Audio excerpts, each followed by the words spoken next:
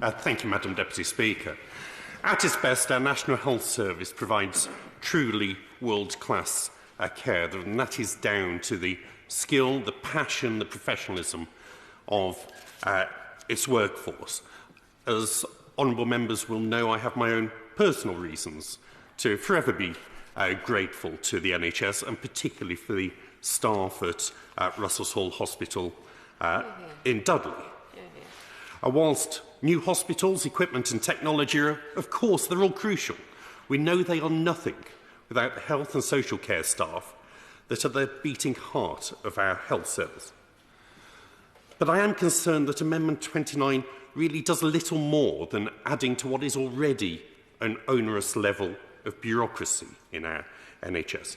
Providing a report every 2 years instead of every 5 years doesn't improve the record number of doctors or nurses. The government is already committed to reviewing the long-term strategic trends for the health and social care workforce, to develop a workforce strategy.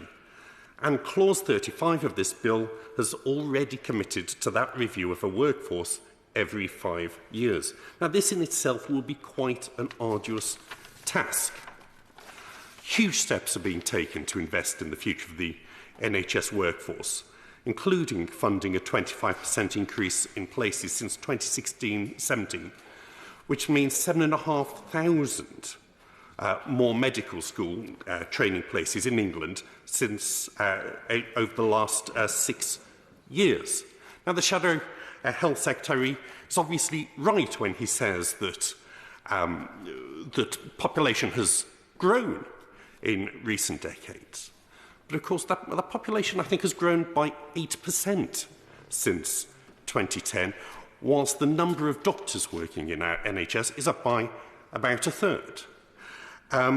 So Clause 35 allows for medium and long-term workforce planning. It offers a sensible balance between the need for such work and the need to minimise unnecessary bureaucracy.